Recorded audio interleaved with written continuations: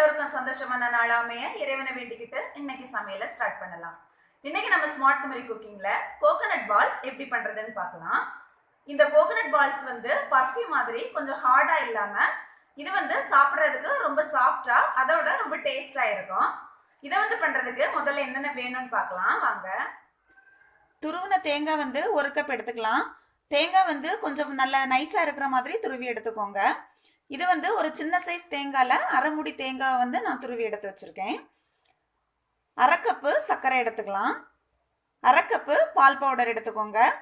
நெய் வந்து ஒரு 2 ஸ்பூன் எடுத்துக்கலாம். ஒரு பிஞ்ச் போல் கலர் பொடி எடுத்துக்கோங்க. நான் வந்து ஆரஞ்சு ரெட் எடுத்திருக்கேன். இது வந்து கட்டாயமாக எடுக்கணும் அப்படின்னு கிடையாது. இந்த கலர் பொடி வந்து நாம் சேர்க்கலை அப்படின்னா இந்த கோகனட் பால்ஸ் வந்து ஒயிட் கலரில் இருக்கும். அதுவே இந்த கலர் பொடி வந்து நாம் சேர்த்துக்கிட்டோம் அப்படின்னா அந்த கோகனட் பால்ஸ் வந்து பார்க்குறதுக்கு கொஞ்சம் அட்ராக்டிவாக இருக்கும். அதனால தான் நான் கலர் பொடி சேர்த்துருக்கேன். நீங்கள் வந்து விருப்பம் இல்லை அப்படின்னா இது வந்து சேர்க்க வேண்டாம். ஒரு 5 ஏலக்காய் எடுத்துக்கலாம். முதல்ல நாம் எடுத்து வச்சுருக்கிற சர்க்கரையிலேருந்து ஒரு 2 ஸ்பூன் இல்லைனா 3 ஸ்பூன் சர்க்கரை சேர்த்துக்கோங்க. சேர்த்துட்டு இதை வந்து கொஞ்சம் ஃபைனாக நாம் வந்து பொடிச்சு எடுத்துடலாம். இந்த ஏலக்காவை வந்து நாம் இதே மாதிரி சர்க்கரையோட சேர்த்து பொடிச்சோம் அப்படின்னா இந்த ஏலக்காய் வந்து நல்லா பொடிஞ்சிரும். அதனால தான் இந்த சர்க்கரையோட சேர்த்து வந்து நாம் இதை வந்து இப்போ பொடிச்சு எடுக்க போகிறோம்.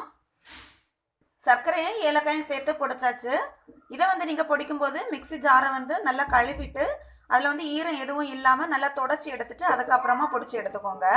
அவ்வளோதான். இனிமே வந்து நாம் கோகனட் பால்ஸ் வந்து நம்ம செய்ய ஆரம்பிக்கலாம். அடுப்பில் கடாய் வச்சுக்கோங்க. கடாய் வச்சுட்டு நாம் எடுத்து வச்சிருக்கிற சர்க்கரை வந்து இதில் சேர்த்துக்கலாம். சர்க்கரை சேர்த்துட்டு இதில் வந்து கொஞ்சமாக தண்ணி சேர்த்துக்கோங்க. தண்ணி சேர்த்து இதை வந்து நாம் இப்போ லைட்டாக பாகு காய்ச்சி எடுத்துக்கலாம். சர்க்கரை வந்து இப்போ கொதிச்சிட்ருக்கு. இந்த டைம் நாம் வந்து பொடிச்சு வச்சுருக்கிற அந்த ஏலக்காய் அப்புறம் இந்த சர்க்கரை தூள் இதை வந்து சேர்த்துக்கோங்க. இதில் ஏலக்காயை வந்து இதே மாதிரி சர்க்கரையில் போட்டு தான் பொடிச்சு எடுக்கணும் அப்படின்னு கிடையாது. இதை வந்து நீங்கள் சும்மாவே கூட இந்த ஏதாவது கல்லில் வச்சு நல்லா தட்டி கூட எடுத்துக்கலாம். ஏலக்காயை வந்து நாம் வந்து கல்லில் வச்சு தட்டினோம் அப்படின்னா அதில் இருக்கக்கூடிய அந்த சீட்ஸ் எல்லாம் கூட நமக்கு வந்து பொடியாது. அந்த சீட்ஸ் எல்லாம் நல்லா பொடிஞ்சது அப்படின்னா தான் நமக்கு வந்து அந்த ஏலக்காயோட வாசனை வந்து நல்லா இருக்கும். அதுவே நாம் வந்து இந்த சர்க்கரையோட சேர்த்து பொடிச்சோம் அப்படின்னா அந்த சீட்ஸ் எல்லாம் வந்து நல்லா வந்து பொடிஞ்சிரும். அந்த ஏலக்காயோட ஃப்ளேவர் ஃபுல்லாகவுமே அந்த சர்க்கரையோட சேர்ந்து நாம் வந்து இப்படி பாகு காய்க்கும் போது இதில் வந்து ஃபுல்லாகவுமே ஆட் ஆகி கிடைக்கும். அதனால தான் இந்த ஏலக்காயை வந்து நான் அந்த சர்க்கரையோட சேர்த்து பொடிச்சிருக்கேன். இந்த சர்க்கரை பாகு வந்து கொஞ்சம் லைட்டாக ஒரு சின்ன கம்பி பதத்துக்கு வரட்டும். அது வரைக்கும் வந்து இதை நாம் வந்து கொதிக்க விட்டுறலாம். இது வந்து இப்போ ஓரளவு ரெடி ஆயிருச்சு. இன்னும் ஒரு 2 நிமிஷம் போல் இதை வந்து நாம் பாகு காய்ச்சோம் அப்படின்னா கம்பி பதம் வந்து வந்துடும். இப்போ வந்து இது வந்து ஒரு கம்பி பதத்துக்கு ரெடி ஆயிருச்சு. இதில் வந்து இப்போ நாம் எடுத்து வச்சிருக்கிற அந்த கலர் பொடியை சேர்த்துக்கலாம். கலர் பொடி போடணும் அப்படின்னா நீங்கள் சேர்த்துக்கோங்க. அப்படி இல்லைன்னா கலர் பொடி போட வேண்டாம். கலர் பொடியை சேர்த்துட்டு இதை வந்து நல்லா கலந்து விட்டுக்கலாம். கலந்து விட்டதுக்கப்புறமா இதில் வந்து நாம் எடுத்து வச்சுருக்கிற அந்த பால் பவுடரை கொஞ்சம் கொஞ்சமாக சேர்த்துக்கோங்க.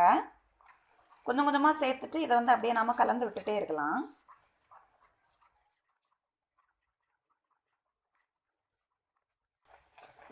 பால் பொடியை சேர்த்துட்டு கட்டி எதுவுமே இல்லாமல் இதை வந்து நல்லா கலந்து விட்டுக்கோங்க. கலந்து விட்டதும் இது வந்து லைட்டாக கெட்டித்தன்மை ஆகும். அதுக்கப்புறமா நாம் வந்து எடுத்து வச்சுருக்கிற அந்த 2 ஸ்பூன் நெய்யையும் இதில் சேர்த்துக்கலாம். கூடவே நாம் துருவி வச்சுருக்கிற அந்த தேங்காயும் சேர்த்துக்கோங்க. சேர்த்துட்டு இதை வந்து நல்லா கலந்து விட்டுக்கலாம்.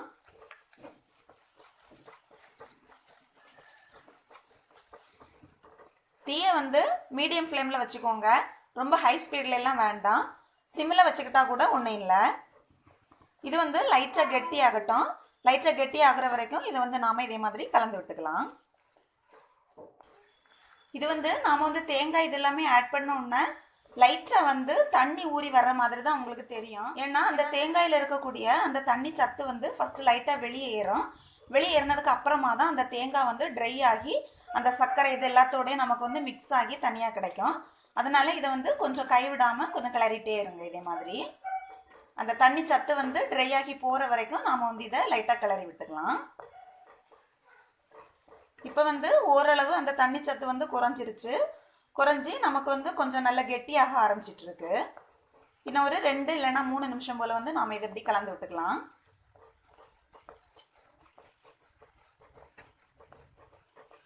அவ்வளோதான். இது வந்து இப்போ நல்லா கெட்டியாயிருச்சு. இனிமே வந்து நாம் அடுப்பை ஆஃப் பண்ணிடலாம். அடுப்பை ஆஃப் பண்ணிவிட்டு ஒரு பாத்திரத்தில் வந்து நெய் தடவி வச்சுக்கோங்க. நெய் தடவி வச்சுட்டு அதில் வந்து நாம் வந்து ரெடி பண்ணி வச்சுருக்கிற அந்த தேங்காய் கலவையை வந்து இதில் சேர்த்துக்கலாம். சேர்த்தாச்சு. இதை வந்து நான் வந்து பால்ஸாக தான் இன்றைக்கி பிடிக்க போகிறேன். இதே வந்து நீங்கள் வேறு ஏதாவது ஷேப்பில் வந்து போடணும் அப்படின்னு நினச்சிங்கன்னா இதை வந்து லைட்டாக ஷேப் பண்ணி விட்டுக்கோங்க.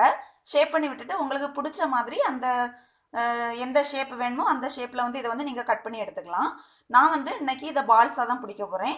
அதனால இதை வந்து இப்போ நான் லைட்டாக ஆற விட போகிறேன். இது வந்து எனக்கு கை பொறுக்கிற சூடு வர்ற வரைக்கும் இதை வந்து ஆற விட்டுட்டு அதுக்கப்புறமா நான் வந்து இதை பால்ஸாக பிடிச்சி எடுக்க போகிறேன். இது வந்து இப்போ லைட்டாக ஆறட்டும். இது வந்து இப்போ லைட்டாக சூடு ஆறிடுச்சு. இதை வந்து நாம் இனிமே பால்ஸாக பிடிச்சி எடுத்துடலாம்.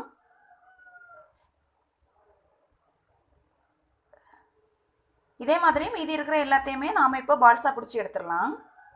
எல்லாத்தையுமே நாம் இப்போ உருண்டையாக பிடிச்சி எடுத்தாச்சு. இது வந்து நாம் வந்து சர்க்கரை பாகில் செய்ததுனால இது வந்து சூடு வந்து ஆறுறதுக்கு கொஞ்சம் லேட் ஆகும். இதை வந்து ஒரு அரை மணி நேரம் போல் நாம் இப்படியே விட்டுருந்தோம் அப்படின்னா இது வந்து கொஞ்சம் நல்ல செட் ஆகி வந்துடும். அவ்வளோதான், நம்மளுடைய கோகோனட் பால்ஸ் வந்து ரெடி ஆயிருச்சு. இதில் வந்து அந்த பால் பவுடர் அப்புறம் அந்த தேங்காய் இதெல்லாம் சேர்த்துருக்கிறது வந்து சாப்பிட்றதுக்கு ரொம்பவே நல்லா இருக்கும். ஆறுனாலுமே இது வந்து சாப்பிட்றதுக்கு ரொம்ப சாஃப்டாக தான் இருக்கும். அதனால குழந்தைங்கள்லேருந்து பெரியவங்க வரைக்கும் இதை வந்து கட்டாயமாக விரும்பி சாப்பிடுவாங்க. அவ்வளோதான், இதை வந்து நாமளும் இனிமே எப்படி இருக்குன்னு டேஸ்ட் பார்த்துடலாம். இந்த சாஃப்டான அதை விட ரொம்ப டேஸ்டாக இருக்கக்கூடிய இந்த கோகோனட் பர்ஃபியை உங்கள் வீட்டில் நீங்களும் ட்ரை பண்ணி பாருங்கள். ட்ரை பண்ணி பார்த்துட்டு எப்படி இருந்துச்சுன்னு மறக்காமல் கமெண்ட் பண்ணுங்கள். இந்த டிஷ் உங்களுக்கு பிடிச்சிருந்தா விரும்புங்க, பகிருங்க. இந்த சேனல் உங்களுக்கு பிடிச்சிருந்தா சப்ஸ்கிரைப் பண்ணிவிட்டு பக்கத்தில் இருக்கிற பெல் ஐக்கானையும் கிளிக் பண்ணிவிட்டு மறக்காமல் ஆள் கொடுத்துருங்க. விரைவில் அடுத்த உணவுடன் உங்கள் ஸ்மார்ட் குமரி குக்கிங். நன்றி, வணக்கம்.